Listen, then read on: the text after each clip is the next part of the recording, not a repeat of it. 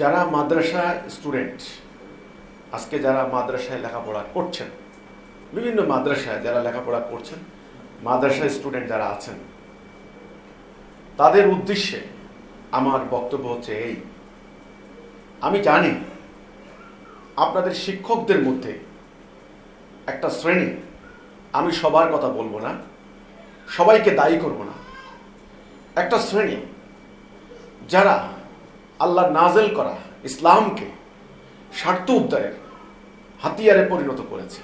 বিভিন্ন উপায়ে ইসলামকে ব্যবহার করে যারা স্বার্থ উদ্ধার করছে, ব্যক্তি স্বার্থ, অর্থনৈতিক স্বার্থ, গোষ্ঠীগত স্বার্থ এবং রাজনৈতিক স্বার্থ উদ্ধার করছে, তারা পরিকল্পিতভাবে আপনাদের মধ্যে এই মেসেজ, এই বার্তা হিজবুত তাওহীদ সম্পর্কে তারা আপনাদের কাছে দিয়েছে যে আমি খ্রিস্টানদের কাছ থেকে টাকা পাই, আমাদের এই আন্দোলন হলো খ্রিস্টানদের একটা ষড়যন্ত্র, মুসলমানদের ঈমান আকীদা নষ্ট করার জন্য আমরা দাঁড়িয়েছি, আমরা টাকার বিনিময়ে এই আন্দোলন করছি, আমরা হলাম বাতিল ফেরকা। অনেকে আরো এক ধাপ এগিয়ে গিয়ে বলেন আমরা কাফের, আমরা মুশরিক, ইত্যাদি ইত্যাদি। এমনকি আমি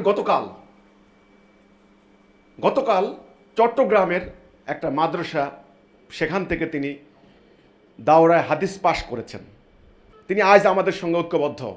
তিনি আমাকে বলেছেন, মাননীয় ইমাম, আমাদের মাদ্রাসার গেইটে নোটিশ টাঙিয়ে দেওয়া হয়েছে, হিজবুত তাওহীদ খ্রিস্টানদের সংগঠন, হিজবুত তাওহীদ থেকে সবাই দূরে থাকো।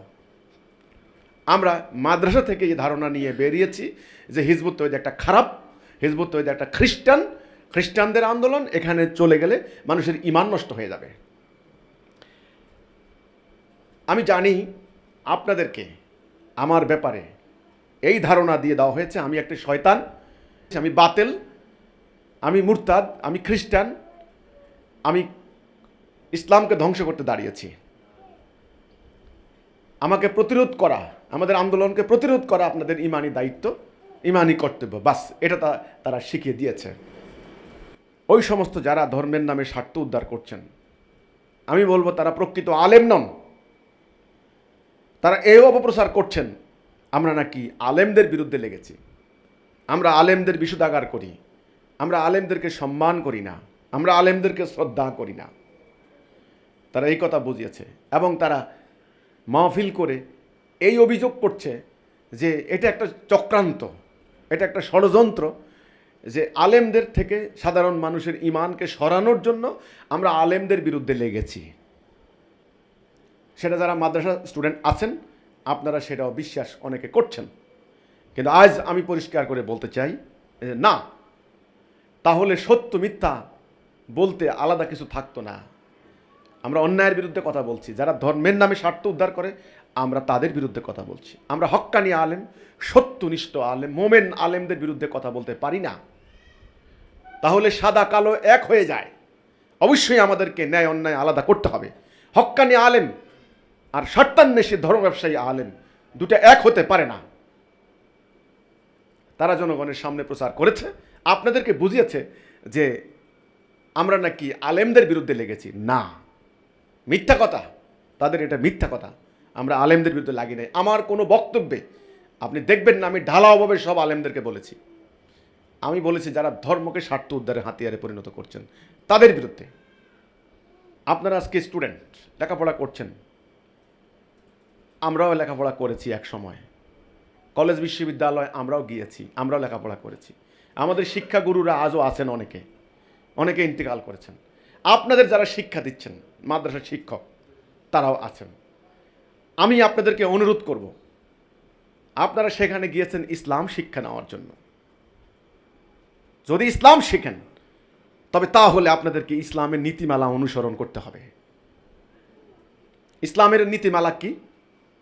আল্লাহ কোরআনে বলেছেন জানো। এজন্য আপনাদেরকে বলা হয় তালেবে এলম, এলেম হাসিল করছেন আপনারা।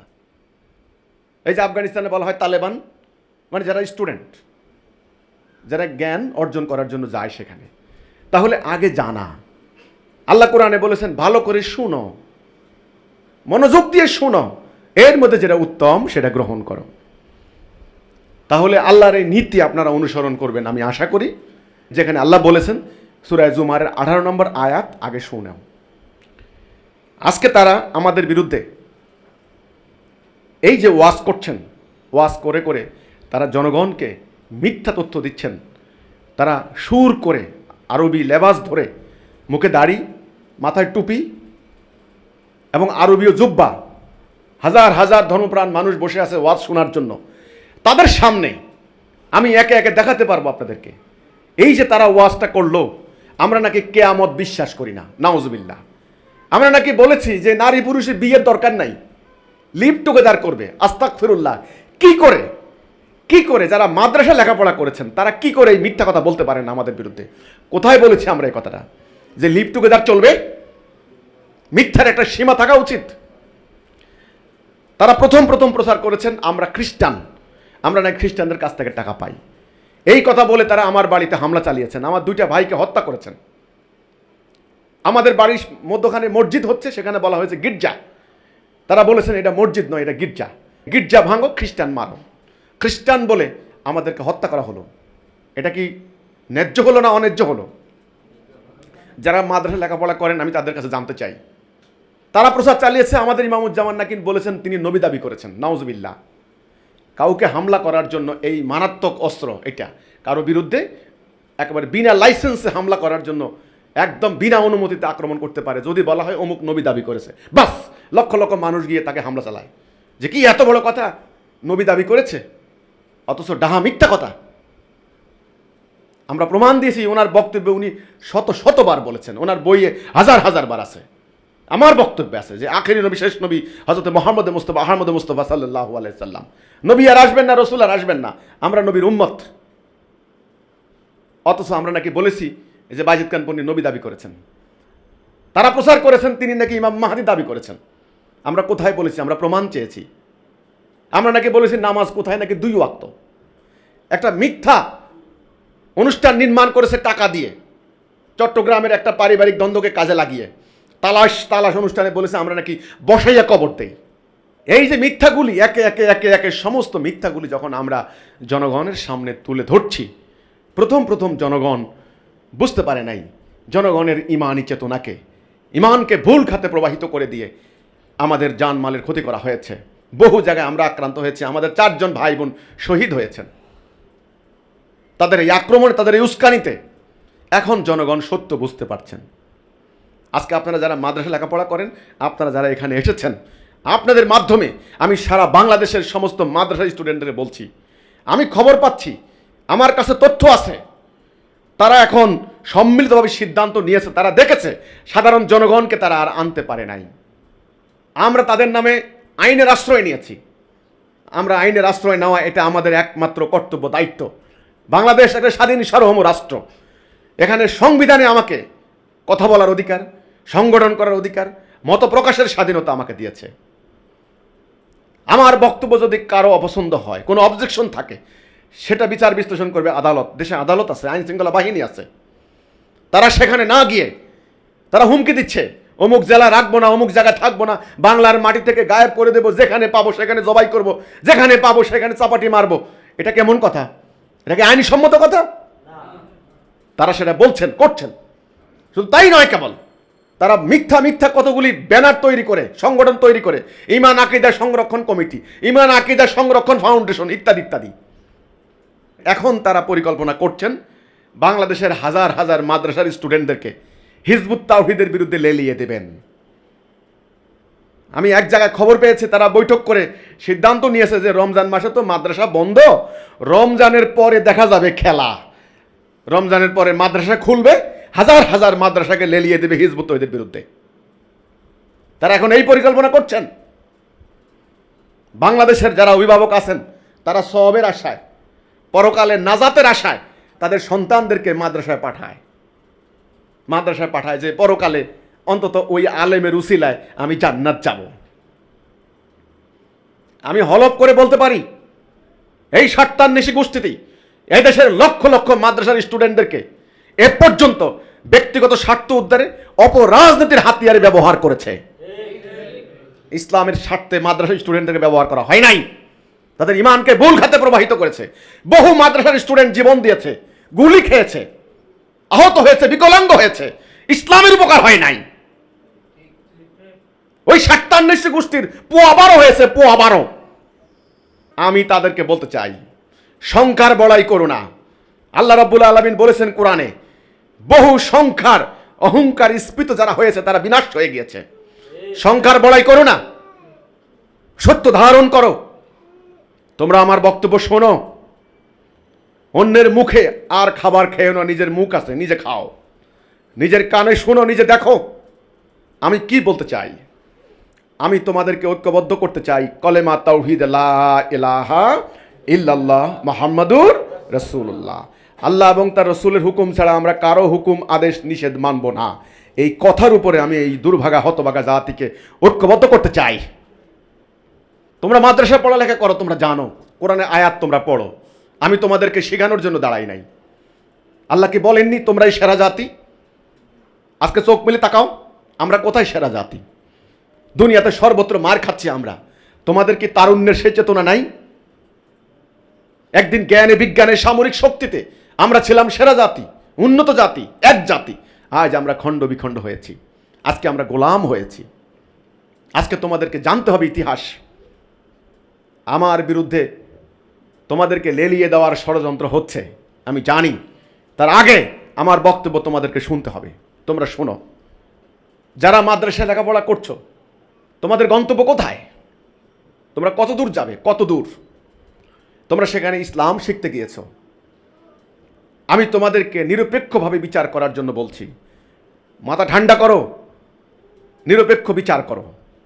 আমার রসুল ইসলাম শিখিয়েছেন, সর্বপ্রথম তিনি তাওহীদ শিক্ষা দিয়েছেন, কলেমা শিক্ষা দিয়েছেন। তাওহীদের মন্ত্রে উদ্দীপ্ত হয়ে, ওই আদর্শ দ্বারা অনুপ্রাণিত হয়ে বুকা নাঙ্গা জাতি, পারস্পরিক দাঙ্গা হাঙ্গামায় লিপ্ত আরব জাতি দুনিয়ার সেরা জাতি হয়ে গিয়েছিলেন। তারা দুনিয়াতে বেরিয়ে পড়েছিলেন, অর্ধ দুনিয়াতে আল্লাহর সার্বভৌমত্ব প্রতিষ্ঠা করেছেন, আল্লাহর হুকুমত প্রতিষ্ঠা করেছেন। এটা হলো ইসলাম শিক্ষার ফল।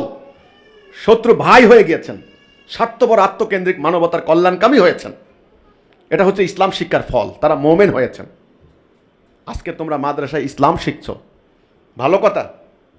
তোমাদেরকে বোঝানো হয়েছে আমি নাকি মাদ্রাসার বিরুদ্ধে লেগেছি, আমি ইসলামের শত্রু। ইসলামের শত্রুরা যেমন চায় মসজিদ মাদ্রাসা থাকবে না, আমিও নাকি চাই মসজিদ মাদ্রাসা থাকবে না। শোনো, আমার অভিপ্রায় খেয়াল করো, আমার লক্ষ্য খেয়াল করো, আমি কি চাই, আমি কি বলতে চাই। আমার কথা নয়। এই মাদ্রাসা প্রতিষ্ঠা করেছে ব্রিটিশ। 146 বছর 26 জন খ্রিস্টান প্রিন্সিপাল দিয়ে শিক্ষা দেওয়া হয়েছে। আল্লাহ রসুলের প্রকৃত ইসলাম শিক্ষা দেওয়া হয় নাই। সেখানে বিজ্ঞান শিক্ষা দেওয়া হয় নাই, সেখানে মহাকাশ বিদ্যা শিক্ষা দেওয়া হয় নাই, চিকিৎসা বিদ্যা শিক্ষা দেওয়া হয় নাই, দুনিয়া চলার মতো কিছু শিক্ষা দেওয়া হয় নাই। ইতিহাস তোমরা জানো। এই জন্য তোমরা মাদ্রাসা থেকে লক্ষ লক্ষ আলেম বের হচ্ছ। তোমাদের গন্তব্য কোথায়? কোথায় তোমাদের গন্তব্য? তোমরা একটা মসজিদের ইমামতি করবে, না হলে একটা মাদ্রাসার শিক্ষকতা করবে। এই তোমাদের জীবন, এই তোমাদের জীবন। আর তোমাদের গন্তব্য নাই। এই পৃথিবীতে আল্লাহ দেওয়া 70 দিন প্রতিষ্ঠার মন্ত্র তোমাদেরকে শিক্ষা দেওয়া হয়? হয় না। জান মাল উৎসর্গ করে দিয়ে সংগ্রাম করার মন্ত্র শিক্ষা দেওয়া হয়? শিক্ষা দেওয়া হয় না। তোমাদের গন্তব্য কোথায়? তোমরা এক একজন মুফতি হচ্ছ, ভালো কথা। মুফতি, মৌলানা, আল্লামা, মুহাদ্দিস, মুফাসসির। জীবনের তারুণ্যের বিরাট একটা সময় তোমরা মাদ্রাসায় অতিবাহিত করছো। 5 বছর 7 বছর থেকে তোমাদেরকে অভিভাবকরা মাদ্রাসায় পাঠান। ওই বয়সের বাচ্চারা খেলাধুলা করে, তোমরা খেলাধুলাও করতে পারো না। মায়ের কোলে, মায়ের আসলে তারা ঘুমিয়ে পড়েন, সে মায়ের আসল পর্যন্ত দেখতে পায় না। আমি জানি তোমাদের কষ্ট। 5 বছর 7 বছর থেকে তোমাদেরকে মাদ্রাসায় ভর্তি করানো হয়। তোমরা 25-30 বছর বয়সে বের হও, জীবনের মূল টাইম, আসল টাইম, গোল্ডেন টাইম সেই মাদ্রাসার 4 দেওয়ালের মধ্যে তোমাদের কেটে যায়। সেখানে তোমরা বসে বসে সমস্ত হাদিস মুখস্থ করো, সমস্ত কোরআনের আয়াত মুখস্থ করো, বিভিন্ন ফেকার ফতোয়া মুখস্থ করো। কষ্ট করে তোমার টাইটেল কি হয়? মুফতি। টাইটেল কি হয়? মুফাসসির। কি হয়? আল্লামা। কি হয়? মুহাদ্দিস। ওকে, 30 বছরের শিক্ষার রেজাল্টটা কি, ফলটা কি? আমার ভুল হলে আমি তওবা করব, আমি বলেছি। আজ আমাকে বলতে হবে সত্য কথা। আমার জাতি আজকে আক্রান্ত, আমার জাতি ধ্বংসের দোরগোড়ায় চলে এসেছে। আমাদের লক্ষ লক্ষ আলেম, লক্ষ লক্ষ মুফতি, লক্ষ লক্ষ মুফাসসির, লক্ষ লক্ষ হাফেজে কোরআন, লক্ষ লক্ষ পীর, লক্ষ লক্ষ পীরের মুরিদ। একটা জায়গায় আমরা রক্ষা পাই নাই। আফগানিস্তান ধ্বংস হয়ে গিয়েছে, আমরা কথা বলতে পারি নাই। সিরিয়া আজকে গণকবর, আমরা কথা বলতে পারি নাই। লিবিয়া আজকে গণকবর, আমরা কথা বলতে পারি নাই। মিয়ানমার 10 লক্ষ মুসলমানকে তাড়িয়ে দিয়েছে, আমরা কথা বলতে পারি নাই। 6.5 কোটি মুসলমান উদ্বাস্তু, কথা বলতে পারছো না। আজকে শ্রীলঙ্কায় যাও, গির্জা এবং হোটেলে হামলা হওয়ার পর থেকে সরকার সান্ধ্য আইন জারি করেছে, তবু আক্রমণ বন্ধ করতে পারছে না। আমি গতকালকে বিবিসির সংবাদ পড়লাম, প্রতিটা মুসলমানের ঘর যেন আতঙ্কের কবর হয়েছে। প্রতি মুহূর্তে হামলা করা হচ্ছে বৌদ্ধ সন্ত্রাসীরা। পার্শ্ববর্তী দেশ, সেখানে যাও, খবর নাও, দেখো সেরা জাতি 150 কোটি। ফিলিস্তিনে যাও, 80 বছর থেকে তোমরা সংগ্রাম করেছো ফিলিস্তিনের স্বাধীনতার জন্য, কি হবে? এই যে হাজার হাজার জীবন গেল, হাজার হাজার নারীর ইজ্জত গেল, হাজার হাজার শিশু জীবন গেল। এখন ফাইনালি ডোনাল্ড ট্রাম্প বলে দিয়েছে ফিলিস্তিন বলতে কোনো রাষ্ট্র হবে না, রাষ্ট্রের নাম হবে নিউ প্যালেস্টাইন। ওই সম্পূর্ণ কন্ট্রোল করবে ইহুদিরা। কোথায় গেল তোমাদের অধিকার? কোথায় গেল তোমাদের দাবি? সমস্ত দুনিয়া ঘিরে এসেছে সাম্রাজ্যবাদী অস্ত্র ব্যবসায়ী পরাশক্তিধর রাষ্ট্রগুলি। দাজ্জালীয় সভ্যতা তোমাদেরকে টার্গেট করেছে, একটা একটা করে তোমাদেরকে ধ্বংস করবে। আজকে এই সত্য বলতে হবে। ওই ধর্ম ব্যবসায়ী গোষ্ঠীগুলি, কেউ হতে পারেন তোমাদের উস্তাদ, কেউ হতে পারেন তোমাদের শিক্ষক, কেউ হতে পারেন তোমাদের পীর, হতে পারেন, কিন্তু জেনে রাখো, তোমরা যারা মাদ্রাসার স্টুডেন্ট আসো, আমার কথা আগে শোনো, মনোযোগ দিয়ে আমার কথা শোনো। আমি কি বলতে চাই, যেটা আমি বলেছিলাম, তোমাদের মাদ্রাসা থেকে বের হওয়ার পর তোমাদের গন্তব্য কোথায়? হয় কোনো একটা মসজিদের ইমামতি, অথবা কোনো একটা মাদ্রাসার শিক্ষকতা। 2-4 জন ব্যতিক্রম আছেন, 2-4 জন যারা পারিবারিক প্রভাব খাটিয়ে অথবা নিজের প্রচেষ্টায় এই প্রক্রিয়া থেকে বেরিয়ে কোনো ব্যবসা বাণিজ্য বা সরকারি কোনো কাজকর্ম করছেন। এই ছাড়া পুরো জনগোষ্ঠীর গন্তব্যটা কোথায়? হয় মসজিদের ইমামতি, আর না হলে মাদ্রাসার শিক্ষকতা। সেই মসজিদ মাদ্রাসা কারা দেন, কারা প্রতিষ্ঠা করেন? যারা সমাজের, তোমাদের ভাষায় তোমরা বলো, যারা অবস্থা সম্পন্ন মুসলমান। এই যে অবস্থা সম্পন্ন, তারা কারা? আজকে দুর্নীতির আঁকড়া হয়েছে সমাজ। এক শ্রেণীর লোক কালো টাকার মালিক হয়েছে। তারা সাদা কুর্তা গায়ে দেয়, সাদা টুপি পরে, বাস বগলের নিচে একটা মুসাল্লা নিয়ে তারা মসজিদে আসে, মসজিদ কমিটির সভাপতি। কারণ তাদের টাকার হিসাব কেউ নেয় না, তারা কোটি কোটি টাকার মালিক। সে কি মাদক ব্যবসায়ী? সে কি নারী পাচারকারী? সে কি অর্থ পাচারকারী? সে কি দুর্নীতিবাজ, নাকি সুদখোর, না ঘুষখোর, না মানুষের সম্পদ লুণ্ঠনকারী? এই খবর কি তোমরা কেউ নিয়েছো এ পর্যন্ত? তোমাদের কোনো আলেম নিয়েছেন? নেন নাই। তারা টাইলসের মসজিদ বসায়, কারণ তাদের কালো টাকাকে সাদা করে দেয়। সেই মসজিদে, সেই মাদ্রাসায় চাকরি করার পর তোমরা কি করে তাদের অন্যায়ের বিরুদ্ধে কথা বলবে? তোমাদের ওস্তাদরা কথা বলবেন? বলতে পারবেন না। অন্যায়ের বিরুদ্ধে কথা বলতে পারবেন না। তোমাদেরকে শেখানো হয়েছে আমার সম্পর্কে, আমি খ্রিস্টান। আজকে জেনে রাখো, একদিন তোমরা জানবে, সেদিন হয়তো তোমরা আমার অনেক ক্ষতি করে ফেলতে পারো। তখন তোমরা কাঁদবে, তোমরা কি করেছো, কার ক্ষতি করেছো? আল্লাহ রসুলকে তোমরা বলো উসওয়াতুন হাসানা। রসুলের সঙ্গে আবু জাহেল, আবু লাহাব, উতবা, সাহেবা, এদের সংঘাতের কারণ কি? যুদ্ধের কারণ কি? রসুলকে কারো ক্ষতি করেছেন? রসুল ছিলেন আলামিন, আসাদিক। রসুল ছিলেন বিশ্বস্ত, আমানতদার। তিনি কারো কোনো ক্ষতি করেননি, কেউ বলতে পারবে না। ওনার ফ্যামিলি ছিল তৎকালীন রইস ফ্যামিলি, সর্দার, কাবার মোতোয়াল্লি। ওনাকে অসম্মান করে মক্কার এমন কোনো লোক ছিল না, আরবের এমন কোনো হিম্মত কারো ছিল না। সেই রসুলের সঙ্গে আবু জাহেল, উতবাদের যুদ্ধের কারণ কি ছিল? কারণ কি? তিনি দাঁড়িয়ে বলেছিলেন, লা ইলাহা ইল্লাল্লাহ। হুকুম চলবে কার? আল্লাহর। আবু জাহেল, তোমার হুকুমও চলবে না। আবু লাহাব, তোমার হুকুমও চলবে না। সমাজ চলবে আল্লাহর হুকুমে। মানব জাতি থাকবে শান্তিতে, ন্যায় বিচারে, সুবিচারে। তখন তাদের মাথা খারাপ হয়ে গিয়েছে। আমরা ধর্মের নামে যে অধর্ম চালু করেছি, আমরা রাজনীতির নামে, সমাজ কন্ট্রোলের নামে মানুষকে যেভাবে শোষণ করছে, এটা তো বন্ধ হয়ে যাবে যদি আল্লাহর হুকুম চলে। কারণ আল্লাহ রাব্বুল আলামিন হকের প্রতীক, ন্যায়ের প্রতীক। তিনি হচ্ছে ন্যায়ের উৎস, হকের উৎস। সমাজে ন্যায় প্রতিষ্ঠা হবে, হক প্রতিষ্ঠা হবে। এই তাওহীদের ঘোষণা দেওয়ার সঙ্গে সঙ্গে রাসূলুল্লাহর সাথে শুরু হলো সংঘাত, সংঘর্ষ, যুদ্ধ। কাজেই তোমরা যারা অন্যায়ের সঙ্গে আপোষ করেছ, যারা সমাজের দুর্নীতিবাজ, স্বার্থান্বেষী গোষ্ঠী, বিভিন্ন কায়দায় মানুষের রক্ত শোষণ করে তারা টাকার পাহাড়ের উপর বসে আছে। তাদের ওই কালো টাকার হিসাব নেওয়ার কেউ নাই। তারা বিভিন্ন শিক্ষা প্রতিষ্ঠান, বিভিন্ন ধরনের ধর্মীয় প্রতিষ্ঠান দিয়ে তারা ওই ধরনের কালো টাকাকে জনগণের মধ্যে সাদা করছে। আর তোমাদের ওস্তাদরা এগুলির লাইসেন্স দিচ্ছেন। ফল কি হচ্ছে? অন্যায়, অবিচার, অশান্তির মধ্যে পুরো সমাজ ডুবে গিয়েছে। আমি জানি তারা আমার বিরুদ্ধে অপপ্রচার চালায়, ফেসবুকে আমার ফটো দিয়ে দিয়ে তোমাদের মনে আমার ব্যাপারে একটা বিদ্বেষ সৃষ্টি করে দিচ্ছে। আমি নাকি গান শুনি, আমি গানকে জায়েজ করছি, লাইসেন্স দিয়ে দিচ্ছি গানের। তোমরা অবশ্যই আল্লাহ রসুলের ইসলাম থেকে ইসলাম শিখবে, কারো কাছ থেকে ইসলাম শিখবে না। আশা করি তোমরা এই কথার মধ্যে আসো। আমি অন্যায় কি করেছি আমাকে দেখাও। আজকে লক্ষ লক্ষ মাদ্রাসার স্টুডেন্ট, তোমরা বুকে হাত দিয়ে বলো, আল্লাহকে সাক্ষী রেখে বলো, তোমরা কি কেউ গান শুনো নাই? শুনো না? তোমরা গান শুনো। আমি এও জানি তোমরা গোপনে গোপনে গান শুনতে গিয়ে তোমরা ওস্তাদের মার খেয়েছ, গরু বকরির মতো তোমাদেরকে পিটানো হয়েছে। আমি বলেছি এটা বাড়াবাড়ি, ইসলামে বাড়াবাড়ি নিষিদ্ধ। গান শোনা হারাম নয়, অশ্লীলতা হারাম, আল্লাহর নাফরমানি হয়, শিরিক কুফর হয়, এ সমস্ত শোনা হারাম। গান শোনা হারাম নয়। রাসূল কি গান শুনেননি? শুনেছেন।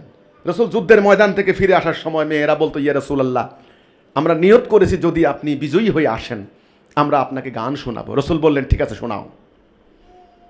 মুহাদ্দিসরা বলুন এ হাদিস ভুল, এ হাদিস জাল হাদিস বলুন। রাসূল যুদ্ধানবী, তিনি একটা সামরিক জাতি তৈরি করেছেন দুনিয়াময় 70 দিন প্রতিষ্ঠা করার জন্য। এমন একজন মানুষ 13টা বছর গিয়েছে তাওহীদের দিকে আহ্বান করতে করতে মক্কায়, একটা দিন ওনাকে শান্তি থাকতে দেয় নাই। বাকি 10 বছর শুধু যুদ্ধ যুদ্ধ যুদ্ধ।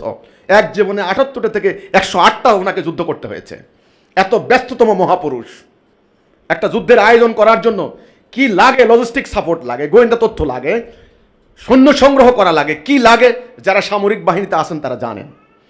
কাজে রাসূলুল্লাহর পক্ষে বসে বসে ওই মজমা বসিয়ে গান শোনার মতো ওনার সময় ছিল না। তবুও যতক্ষণ সময় যুদ্ধের থেকে আসা যাওয়া এই টাইমে তিনি শুনেছেন। আজকে তোমরা ডাইরেক্ট গানকে হারাম করে দিচ্ছ। ওনারা একসময় বলতেন ইংরেজি শিক্ষা হারাম, ফিরিঙ্গির ভাষা, খ্রিস্টানের ভাষা, ইংরেজি শিক্ষা হারাম। কিন্তু এই মহাসত্য আজকে এই আধুনিক জ্ঞান বিজ্ঞানের এই বাহন হয়ে গেছে এখন ইংরেজি। ওনারা ইংরেজি না শিখে পাচ্ছেন। এখন অনেকে লেখেন ক্যাডেট মাদ্রাসা। এই হারাম ফতোয়া দেওয়ার কারণে আমরা 100 বছর পিছিয়ে গেছি জ্ঞান বিজ্ঞান থেকে। তাহলে হারাম কি? কোনো ভাষা হারাম নয়, গান হারাম নয়। যারা মাদ্রাসার স্টুডেন্ট আসো, তোমরা ইংরেজি শিখো, বাংলা শিখো, আরবি শিখো, উর্দু শিখো, হিন্দি শিখো, ফার্সি শিখো। ভাষা যত শিখতে পারো তত বেশি উপকার আমি জানি। তাহলে হারামটা কি? হারাম যেটা হলো আল্লাহর নাফরমানি হয়, শিরিক কুফর হয়, অশ্লীলতার বিস্তার ঘটে, সেটাই সবটাই হারাম। আল্লাহ কোরআনে বলেছেন, ইকরা বিইসমি রাব্বিকাল্লাযী খালাক, পড়ুন আপনার প্রভুর নামে। পড়তে বলা হয়েছে, জানতে বলা হয়েছে, দেখতে বলা হয়েছে, শুনতে বলা হয়েছে। বলছে মনোযোগ দিয়ে শুনো, এর মধ্যে যেটা উত্তম সেটা গ্রহণ করো, যেটা খারাপ সেটা বর্জন করো। তুমি যদি নাই শুনো, তুমি খারাপটা বর্জন করবে কি করে? আজকে তোমাদের উস্তাদদেরকে বলো যদি আমার কথা মিথ্যা হয়। ওনারা এক সময় মাহফিলে আমার বাড়িতে আমি যখন ছোটবেলায় ছিলাম মক্তবে পড়তাম, আমার মনে আছে তখনও আলেম দাওয়াত দেওয়া হয়েছে, তিনি এসেছেন সন্ধ্যার পরে ওয়াজ শুরু হলো আমাদের বাড়ির সামনে। ওয়াজের সাবজেক্ট ছিল মূলত 2টা। টেলিভিশন আছে কার ঘরে ঘরে, টেলিভিশন ভালো, টেলিভিশন দেখা হারাম, রেডিও শোনা হারাম। আর মেয়ে মানুষ, কোনো মেয়ে যেন রাস্তাঘাটে বের না হয়। মেয়েদের শরীরের যেই অংশ দেখা যাবে সেই অংশ জাহান্নাম যাবে। হাজার হাজার ফতোয়া শেখানো হয়েছে আমাদেরকে যে টেলিভিশন দেখা হারাম, কিন্তু বাস্তবতা আসো। আমি জানি ওনারা কেন এই ফতোয়া দিয়েছেন। টেলিভিশনের মধ্যে অশ্লীলতা দেখায়, এই তো অশ্লীল নাটক, অশ্লীল গান, অশ্লীল কথা, এই জন্য হারাম। মাথা ব্যথা হলে মাথা কেটে ফেলা কোনো নীতি নয়, এর যথাযথ চিকিৎসা করতে হবে। যারা টেলিভিশন কন্ট্রোল করে, যারা টেলিভিশনকে নিয়ন্ত্রণ করে, সেখানে যাও। এই জন্য আল্লাহ কোরআনে বলেছেন আন আকিমুদ্দিন, দিন প্রতিষ্ঠা করো এবং আলাদা হইও না। দিন প্রতিষ্ঠা করলে কি হবে? ওই তোমার হাতে তখন বিজ্ঞান থাকবে, তোমার হাতে টেলিভিশন কন্ট্রোল থাকবে, তুমি কন্ট্রোলার হবে, তখন তুমি ন্যায়সঙ্গত জিনিস প্রচার করতে পারবে।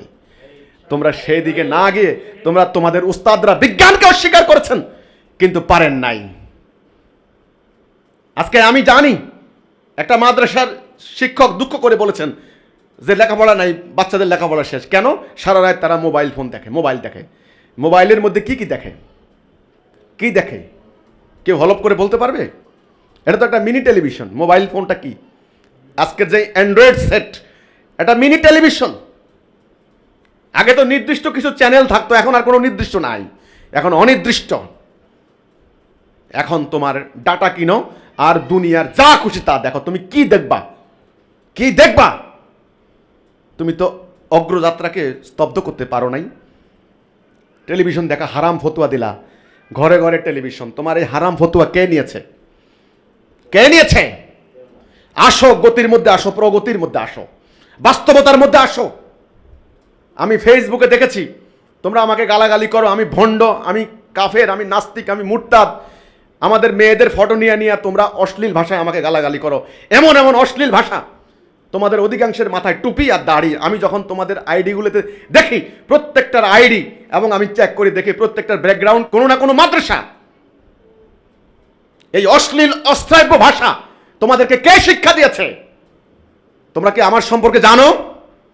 তোমরা যে আমাকে নারীদেরকে জড়িয়ে এই সমস্ত অশ্লীল কথা বলছো, আমার ব্যক্তিগত জীবন সম্পর্কে জানো?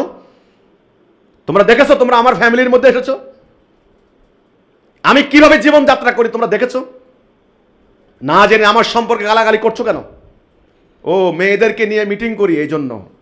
তাহলে ইসলামের ইতিহাসকে অস্বীকার করবে?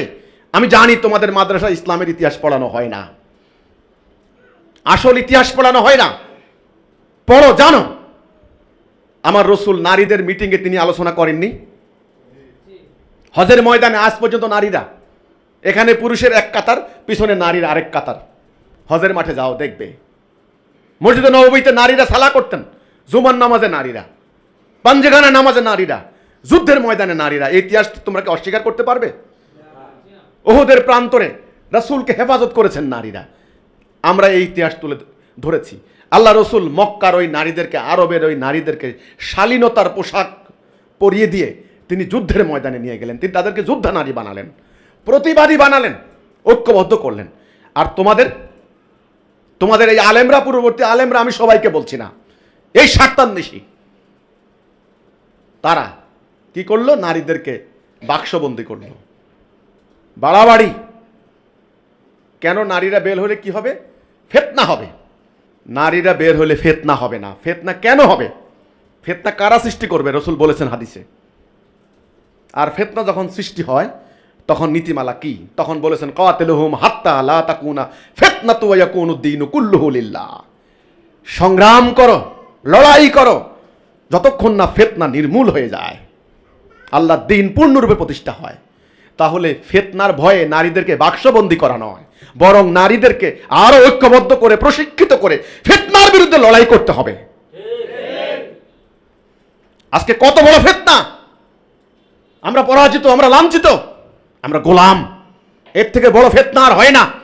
1300 বছর চলে গিয়েছে রাসূলুল্লাহ চলে যাওয়ার পরে, 1300 থেকে 1400 বছর, 6.5 কোটি উদ্বাস্তু।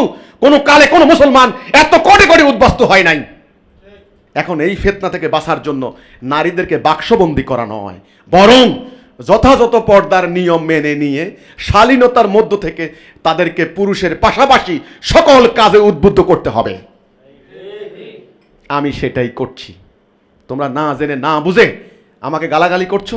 তোমরা আমার পারিবারিক জীবনে গিয়েছো, আসো আমার ফ্যামিলিতে আসো, দেখো দেখো আমি কিভাবে লাইফ লিড করি, দেখো। না জেনে মন্তব্য করে কেন? আল্লাহ নিষেধ করেননি? সূরা বনী ইসরাইল 36 যেই সম্পর্কে তোমার কোনো জ্ঞান নাই, তোমরা তার অনুসরণ করো না। বলেননি? কেন তোমরা আল্লাহর নীতি মানো না? তোমরা না মাদ্রাসায় পড়ো?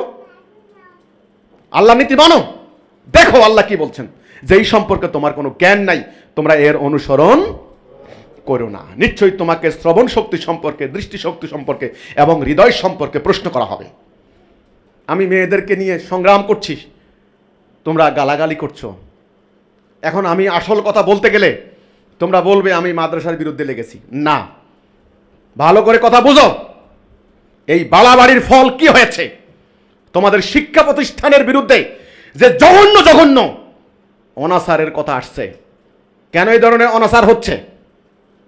সেখানে নারীদের ইজ্জত নষ্ট হচ্ছে, বালকদের ইজ্জত নষ্ট হচ্ছে। তোমাদেরকে বলে কাউমে লুত। তোমরা বলবা আমি সমালোচনা করছি। নো, এটা বাস্তবতা। কেন তোমাদেরকে কাউমে লুত বলবে? কেন? হোয়াই? তোমরা জানো, যারা মাদ্রাসা লেখাপড়া করো তোমরা জানো সেখানে কি হয়, তারা কি করে।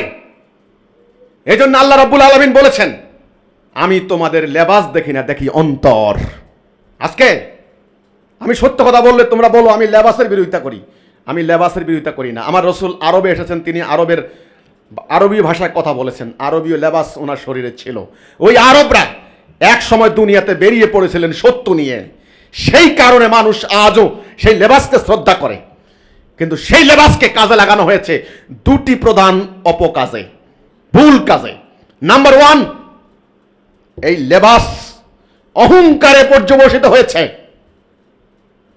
লেবাস ধরে নিজেকে বড় মুত্তাকি ভাবেন যে আমি বড় মুত্তাকি, আমার লেবাস আছে, সমাজের মানুষ আমাকে সালাম দেবে। তাহলে লেবাস হয়ে গেছে অহংকারের কারণ। দুই নাম্বার, যত অপকর্ম করে লেবাসের আড়াল হচ্ছে অনেকে। এখন আমি শত শত প্রমাণ দিতে পারবো, এতে লেবাসের বদনাম হচ্ছে। আজ মানুষ লেবাসদারীদেরকেও এখন আর সম্মান করছেন না, শ্রদ্ধা করছেন না। কেন? লেবাস লাগবে, লেবাস ছাড়া মানুষ চলতে পারে না। কিন্তু ওই আরবদের ওই লেবাস ধরে যখন অহংকার করা হয় আর অপকর্ম করা হয়, তখন আর সেই লেবাসের প্রতিও মানুষের শ্রদ্ধা থাকে না। কি সমস্ত অপকর্ম করা হয় তোমরা ভালো করে জানো। তোমরা মাদ্রাসায় পড়ো, তোমরা হোস্টেলে থাকো, তোমরা তোমাদের ওস্তাদদের সঙ্গে থাকো, তাদের সেবা শুশ্রূষা করো। তোমরা জানো তাদের সেবা করলে সব হবে, তোমরা এটা মনে করো। আমি ওই দিকে যাব না, কিন্তু আমি বলছি এই অনাচার হওয়ার কারণ হচ্ছে বাড়াবাড়ি। এই জন্য আল্লাহ রাব্বুল আলামিন কোরআনে নিষেধ করেছেন, বাড়াবাড়ি করা নিষিদ্ধ। বাড়াবাড়ি করো না। সিরাতুল মুস্তাকিম, সহজ সরল দিন, দিনুল হক, ব্যালেন্স, ওয়াসাতা। বাড়াবাড়ি করার কারণে আজ এ সমস্ত অনাচার হচ্ছে। না হলে শিক্ষা প্রতিষ্ঠানে এরকম অনাচার হওয়ার কথা নয়। তবে তাহলে ধরে নিতে হয় এগুলি ইসলামের শিক্ষা, ইসলাম থেকে শিখেই তারা এগুলি করছে, ধরে নিতে হয় নাকি ইসলামের শিক্ষা? না, সেটাই আমি বলেছি, ওটা আল্লাহ রসুলের ইসলামের শিক্ষা নয়। 1300 বছর ধরে আসল ইসলাম বিকৃত হয়ে গিয়েছে। কারণ ইসলাম হক সত্য, আল্লাহ রসুল হক সত্য, কিতাব হক সত্য। রসুল যে জাতি তৈরি করেছিলেন উম্মতে মুহাম্মদী, সেই জাতি হক সত্য। আর আজ যে অনাচার হচ্ছে ওগুলো ইসলামের শিক্ষা নয়। এই কথা বলার কারণে তোমাদের ওস্তাদরা, সবাই না, কেউ কেউ মানুষের মধ্যে প্রচার করে দিয়েছে আমি নাকি মাদ্রাসার বিরুদ্ধে, আমি নাকি আলেমদের বিরুদ্ধে। আমি তোমাদেরকে বলতে চাই, আমি সত্য কথা বলার জন্য দাঁড়িয়েছি। আজ তোমাদেরকে সত্য ধারণ করতে হবে, ঐক্যবদ্ধ হতে হবে, তোমাদেরকে বের হতে হবে দুনিয়ার বুকে, না হলে তোমরা বাঁচবে না। চোখ মেলে তাকাও, ইরাক, আফগানিস্তান, সিরিয়া, বহু লক্ষ লক্ষ মাদ্রাসা, হাজার হাজার মাদ্রাসা মাটির সঙ্গে মিশে গেছে, হাজার হাজার আলেম মাটির সঙ্গে মিশে গেছে। মিয়ানমারের সামরিক বাহিনী সর্বপ্রথম এসেই গ্রামের সবচাইতে বৃদ্ধ, সম্মানিত, অসতিপর বৃদ্ধ আলেমটাকে আগে হত্যা করেছে। ব্রিটিশরা যখন এখানে আসলো আগে লাইন ধরে আলেমদেরকে হত্যা করেছে। এই জন্যই হাদিস আছে, একবার নবী করিম সাল্লাল্লাহু আলাইহি ওয়াসাল্লাম বলেছিলেন আল্লাহ রাব্বুল আলামিন কোনো এক কওমকে বিনাশ করে দেওয়ার জন্য, উল্টাই দেওয়ার জন্য জিবরাইল আমিনকে পাঠিয়েছিলেন। জিবরাইল আমিন আল্লাহর কাছে গিয়ে বলছে, আল্লাহ ওটা তো উল্টাই দেওয়া যাচ্ছে না। কেন? বলছে একজন আবেদ বান্দা আছেন, উনি কখনো আপনার নাফরমানি করে নাই, সর্ব অবস্থায় আপনার ইবাদত বন্দেগী করতেন, ওনাকে কি উল্টাই দিব? আল্লাহ বলছেন ওকে সহ উল্টাই দাও। জিবরাইল বললেন কেন? কারণ সে কোনো প্রতিবাদ করে নাই। কোরআনের ভাষায় এরাই হলো মুজরিমুন, অপরাধী। অপরাধী যারা অন্যায় দেখেও অন্যায়ের কোনো প্রতিবাদ করে না। আমরা এই জাতিকে তাওহীদের উপর ঐক্যবদ্ধ করতে চাই। আমরা আপনাদেরকে আল্লাহর রাস্তায় সংগ্রামে উদ্বুদ্ধ করতে চাই। আমরা এই জাতিটাকে রক্ষা করতে চাই। আমাদের বিরুদ্ধে সমস্ত মিথ্যাচার করা হচ্ছে, এই সমস্ত মিথ্যাচারে আপনারা প্রভাবিত হবেন না। আমি আগেই বলেছি, হাজার হাজার লক্ষ লক্ষ মাদ্রাসার স্টুডেন্টের ইমানকে হাইজ্যাক করা হয়েছে অতীতে। বহু মাদ্রাসার স্টুডেন্ট ভুল পথে গিয়েছেন, জীবন গিয়েছে, আহত হয়েছে, বিকলাঙ্গ হয়েছে। বহু বাচ্চা বাচ্চা এতিম হারিয়ে গেছে, বাপ মা নাই বিদায় তাদের খবর নেওয়ার কেউ নাই। তাদের জীবনের বিনিময়ে ওই স্বার্থান্বেষী গোষ্ঠী কিছু স্বার্থ পেয়েছে। এই বাংলাদেশের জেনারেল এরশাদ, হুসাইন মোহাম্মদ এরশাদ, জেনারেল এরশাদ, তিনি রাষ্ট্রধর্ম ইসলাম ঘোষণা করেছেন। রাষ্ট্রধর্ম ইসলাম ঘোষণা করার ফলে কি হয়েছে? রাষ্ট্রে কি ইসলাম চলে এসেছে? আল্লাহর বিধান কায়েম হয়ে গিয়েছে? আল্লাহর কোরআনের হুকুম কায়েম হয়েছে? রাষ্ট্রের মৌলিক কোনো চরিত্রের পরিবর্তন হয়েছে? হয় নাই। মধ্যখানে কি হয়েছে? একটা বিভাজনের সৃষ্টি হয়েছে। একদল বলেছে সাম্প্রদায়িকতা লালন পালন করা হচ্ছে, অন্য অন্য ধর্মের লোকেরা বঞ্চিত হচ্ছে, ইত্যাদি ইত্যাদি বলে। কিন্তু এটা ধোঁকা, এটা ছিল একটা বিরাট ধোঁকা। আর তোমাদের লক্ষ লক্ষ উস্তাদ এটাকে সমর্থন দিয়ে বহু ধরনের নাজ নিয়ামত ভোগ করেছেন। মধ্যখানে কি হয়েছে? মানুষ বঞ্চিত হয়েছে, মানুষের ঈমান হাইজ্যাক হয়েছে, আসলে কাজের কাজ কিচ্ছু হয় নাই। এইভাবে আজ তোমাদেরকে আমার বিরুদ্ধে লেলিয়ে দেওয়ার জন্য উস্কানি দেওয়া হচ্ছে। যারা মাদ্রাসা পড়ে নাই তারা কি মুমিন হইতে পারবে না? তারা কি ইসলামের কথা বলার অধিকার নাই? তাদের জন্য কি জান্নাত নাই? তবে তাহলে তোমাদের আলেমরা কি করে বলে, আমার ব্যাপারে বলে রাষ্ট্রবিজ্ঞানের পড়া একটা স্টুডেন্ট কি করে ইসলামের দল করে? আমার ইমামুজ্জামানের বেলায় বলে হোমিওপ্যাথি একজন ডাক্তার। হোমিওপ্যাথিক ডাক্তার আর রাষ্ট্রবিজ্ঞানের পড়া স্টুডেন্ট ইসলামের কথা বলে, সুতরাং এরা শয়তান শয়তান শয়তান, বাস। সুতরাং অতএব কাজেই আমি রাষ্ট্রবিজ্ঞানের স্টুডেন্ট, আমি বিশ্ববিদ্যালয়ে লেখাপড়া করেছি, এই জন্য আমি শয়তান।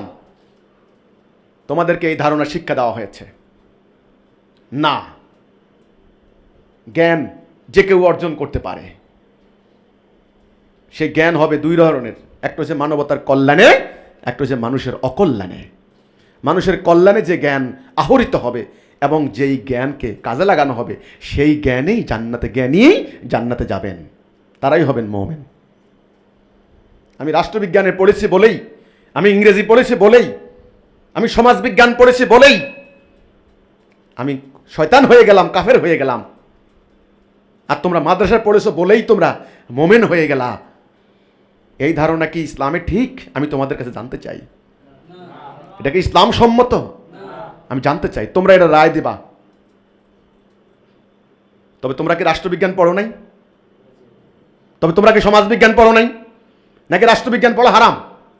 সাবধান, এই ফতোয়াবাজি আর করো না, আর করো না। তারা এটা তোমাদেরকে শিক্ষা দিবে। আমি মাদ্রাসায় পড়ি নাই, এই জন্য আমি শয়তান। তোমরা হাদিস পড়েছো তো, আমি জানি। আল্লাহ রসুলকে বলেননি অহংকারী হচ্ছে সেই ব্যক্তি যে সত্যকে প্রত্যাখ্যান করে এবং অন্যকে তুচ্ছ তাচ্ছিল্য করে? আমার ফেসবুকে তোমরা মাদ্রাসার স্টুডেন্টরা এসে এসে আমাকে তাচ্ছিল্য করছো। কেন তাচ্ছিল্য করো? তুমি কয়টা হাদিস পড়েছো? তাচ্ছিল্য করো না, তাচ্ছিল্য করো না। তুমি কি জানো আমার ইমামুজ্জামান কতটুকু লেখাপড়া করেছেন? তুমি জানো ওনার সম্পর্কে? হ্যাঁ, আমি আগেই বলেছি, তুমি 20 বছর থেকে বসে বসে আরবি একটা শব্দ, যেমন ইন্নামাল আমালু বিন্নিয়াত, সমস্ত আমল নিয়তের উপর নির্ভর করে। এটা হলো বাংলা, আমি বললাম সমস্ত আমল নিয়তের উপর নির্ভর করে। আর আরবিতে হলো ইন্নামাল আমালু বিন্নিয়াত। তুমি পুরাটা হাদিস তুমি মাদ্রাসায় বসে বসে মুখস্থ করেছো, ঠিক আছে। আমি পুরা হাদিসটা মুখস্থ করি নাই, আমি বাংলাটা বললাম তো। সবচেয়ে বড় কথা হলো সেটা জানা এবং আমল করা। হাসরের দিন বহু ওয়াজ শিল্পীকে, বক্তাকে জাহান্নামে নিক্ষেপ করা হবে। তাদেরকে দেখে দেখে লোকেরা জান্নাত যাবে। তখন বলা হবে এরা না আমাদের ওয়াজ শুনতো, এখন তারা চলে যাচ্ছে জান্নাতে, আমরা জাহান্নামে কেন? আল্লাহ বলবেন তারা আমল করেছে আর তোমরা খালি বলেছো কিন্তু আমল করো নাই। কাবুরা মাকতান ইনদাল্লাহ ইয়া আইয়ুহাল্লাযিনা আমানু লিমা তাকুলুনা মা লা তাফআলুন। কেন তোমরা এমন কথা বলো যেটা নিজেরা করো না? আল্লাহর রাগ হয়, আল্লাহর ক্রোধের উদ্রেক হয়। তোমাদেরকে শেখানো হয়েছে আমি রাষ্ট্রবিজ্ঞানে পড়েছি, এই জন্য আমি নাস্তিক, আমি ইসলামে কথা বলার অধিকার নাই। আমার ইমামুজ্জামানকে আমাকে তুচ্ছ তাচ্ছিল্য করছো। তোমাদের আলেমরা আমাকে তর্ক বাহাসের আহ্বান করে, বাহাসে আসো, তোমার কত বড় সাহস আছে, বাহাসে আসো, বাহাস। ওই সূক্ষ্মাতি সূক্ষ্ম বিষয়গুলি নিয়ে তর্ক করার জন্য যাব আমি? এর মানে কি এই আমি কোরআন পড়িনি? এর মানে কি এই আমি হাদিস পড়ি নাই? এর মানে কি এই আমি রাসূলুল্লাহর জীবনী পড়ি নাই? আমি হাদিস কোরআন না পড়েই আমি ইসলাম নিয়ে দাঁড়িয়েছি। মানুষকে তুচ্ছ তাচ্ছিল্য করো না। হ্যাঁ, আমার জ্ঞানের লিমিটেশন আছে, সীমাবদ্ধতা আছে, আমি স্বীকার করি। তোমাদের অনেক জ্ঞান আছে, আমি জানি। যদি সেটা আল্লাহর দ্বীন প্রতিষ্ঠা না করো, ওই জ্ঞানের কোনো মূল্য নাই। আমার সমালোচনা করতে পারবে, সময় আছে। কিন্তু তোমাদের শ্রদ্ধেয় সম্মানিত মোহতারাম শিক্ষকদেরকে শ্রদ্ধার সঙ্গে জিজ্ঞাসা করো, জানো যে একজন মুফতি, তিনি একজন আইনজ্ঞ, আইন বিশারদ, আইনের ধারা উপধারা তিনি জানেন। আমি যতটুকু জানি তিনি হচ্ছেন মুফতি, তিনি ফতোয়া দেন। যেখানে যেই দেশে যেই সমাজে আল্লাহর হুকুমত প্রতিষ্ঠা নাই, আমি একটা উদাহরণ দেব। ধরো বাংলাদেশের সংবিধান 1971 সালে, স্বাধীনতার আগে, যুদ্ধের আগে এই দেশের সংবিধান ছিল না বর্তমানে যে সংবিধান। 9 মাস ধরে যুদ্ধ করার পরে, রক্ত দেওয়ার পরে, লক্ষ লক্ষ মানুষের জীবন দেওয়ার পরে গিয়ে 16ই ডিসেম্বর দেশ স্বাধীন হয়েছে। এই দেশে তারপরে গণপরিষদ বসে ভারতীয় সংবিধানের অনুকরণে এবং ব্রিটিশ সংবিধানের অনুকরণে একটা সংবিধান রচনা করেছে, নাকি? সেই সংবিধানের আন্ডারে আজকে উকিলরা হচ্ছেন, ব্যারিস্টার হচ্ছেন, আইনজ্ঞ হচ্ছেন, আইন ব্যবসা করছেন, আইনের ধারা উপধারা মানুষকে শেখাচ্ছেন, আইনের প্র্যাকটিস করছেন, হাইকোর্টে, সুপ্রিম কোর্টে, নিম্ন আদালতে। এই সংবিধানের আলোকে বিচার ফয়সালা হচ্ছে। কেউ সংবিধান লঙ্ঘন করছেন কিনা, কেউ সংবিধানকে অবজ্ঞা করছেন কিনা, অবমাননা করছেন কিনা, সেটা রক্ষক হিসাবে সুপ্রিম কোর্ট, হাইকোর্ট দেখছেন। এখন যদি সংবিধানই না থাকে, এই উকিলদের দাম আছে? আইনজ্ঞদের দাম আছে? আইন বিশারদদের কোনো মূল্য আছে? নাই। সহজ সরল বিষয়, আল্লাহর হুকুম, আল্লাহর বিধান, আইন আল্লাহ রাব্বুল আলামিন পাঠিয়েছেন আখিরি নবীর উপরে মানব জাতিকে পরিচালিত করার জন্য। মানুষের ব্যক্তি জীবন চলবে, সামাজিক জীবন চলবে, রাজনৈতিক জীবন চলবে, অর্থনৈতিক জীবন চলবে, বিচারিক জীবন চলবে, এবং কি সামরিক জীবন চলবে আল্লাহর বিধান দিয়ে, আল্লাহর হুকুম দিয়ে। এজন্য আল্লাহ কোরআনে বলেছেন, হেদায়েত এবং সত্য দিন দিয়ে আমার রাসূল পাঠিয়েছে যেন অন্য অন্য সমস্ত দিনের উপরে এটাকে প্রতিষ্ঠা করে, এটাকে জাহের করে। এজন্য আল্লাহ কোরআনে বলেছেন, আকিমুদ্দিন, দিন প্রতিষ্ঠা করো। দিন প্রতিষ্ঠা হলে পরে, আল্লাহর হুকুম প্রতিষ্ঠা হলে পরে, তখন যায়া মুফতি সাহেবদের, যারা আইন জানেন, তাদের আইন আদালতের ক্ষেত্রে, বিচারের ক্ষেত্রে বিচারক, জুরি বোর্ড গঠন করবেন, তখন তাদের মর্যাদা, তাদের সম্মান হবে। আজকে লক্ষ লক্ষ মুফতি বের হচ্ছেন। আমি কথা বললে তো বলে আমি নাকি ওনাদের সমালোচনা করছি। না, না, গঠনমূলক সমালোচনা, জাতির কল্যাণে কথা বলা, এটা সমালোচনা নয়, এটা কল্যাণকর। আজকে ওনারা মুফতি, ওনারা জীবনের বিরাট একটা অংশ ব্যয় করে ওনারা মুফতি হচ্ছেন। কিসের মুফতি? নামাজের নিয়ম কানুন বলছেন, বউ তালাকের নিয়ম কানুন, এই তো উত্তরাধিকারী সম্পত্তির নিয়ম কানুন, ব্যক্তি জীবনের ইসলাম নিয়ে ওনারা মুফতি হচ্ছেন। আমি জানতে চাই, একটা জাতির জন্য, একটা জাতির মধ্যে ইসলামের আইন প্রতিষ্ঠিত নাই, আল্লাহর বিধান নাই, কোরআনের হুকুমত নাই, সেখানে কত লক্ষ মুফতি লাগে, কত লক্ষ হাফেজ লাগে, কত লক্ষ আলেম লাগে, কত লক্ষ মুফাসসির লাগে। প্রত্যেকটা মানুষকে কি আইনজ্ঞ বানাবেন? ওয়াজ করে করে মাদ্রাসায় বসিয়ে বসিয়ে আইনজ্ঞ বানাবেন, নাকি সেই বিধানটাকে আগে প্রতিষ্ঠা করবেন? এখন হয়েছে লক্ষ লক্ষ উকিল বের হচ্ছেন, আইনজ্ঞ বের হচ্ছেন, জ্ঞানের অন্য অন্য শাখা প্রশাখা বন্ধ, আইন সম্পর্কে সূক্ষ্মাতি সূক্ষ্ম বিধান জানেন এরকম আইনজ্ঞ বের হচ্ছেন, কিন্তু সেই আইন সমাজে, রাষ্ট্রে কোথাও কার্যকরী নাই। এটাই আমাদের কথা। সেই ঐক্যবদ্ধ হয়ে এখন দিনকে প্রতিষ্ঠা করতে হবে। এই প্রতিষ্ঠা করাই হচ্ছে এখন আমাদের প্রত্যেকের উপরে ফরজে আইন, অবশ্য কর্তব্য। সত্যকে আড়াল করার জন্য আমাদের বিরুদ্ধে অপপ্রচার করা হয়। আমরা বলেছি ধর্ম ব্যবসা নিষিদ্ধ। এই একটা কথা বলার কারণে তারা আমাদের বিরুদ্ধে যাবতীয় অপপ্রচারে নেমেছেন, এটাকে আড়াল করার জন্য। আমরা এই কথাটা বলেছি কি মিথ্যা বলেছি? না কোরআন মোতাবেক, হাদিস মোতাবেক বলেছি? কোরআন খুলে দেখুন আপনারা, কোরআনে আল্লাহর দিনকে গোপন করা নিষিদ্ধ, দিনের কোনো বিনিময় নেওয়াও নিষিদ্ধ, দিনের কোনো বিনিময় নেওয়াও নিষিদ্ধ। হাদিস পড়েন আপনারাই, দিনের বিনিময় নেওয়া নিষিদ্ধ আল্লাহ কোরআনে বলেছেন ডাইরেক্ট। প্রত্যেক নবী রাসূলরা বলেছেন আমরা এর কোনো বিনিময় নেই না, উজরত নেই না, আমাদের বিনিময় রয়েছে আল্লাহর কাছে। এই মহাসত্যটাই আমরা বলেছি যে বিনিময় নিলে পরে দিন বিকৃত হয়ে যায়, দিন নিয়ে আর সত্য কথা বলতে পারে না, স্বার্থের কাছে বিক্রি হয়ে যায়, এই জন্যে বিনিময় নেওয়া হারাম।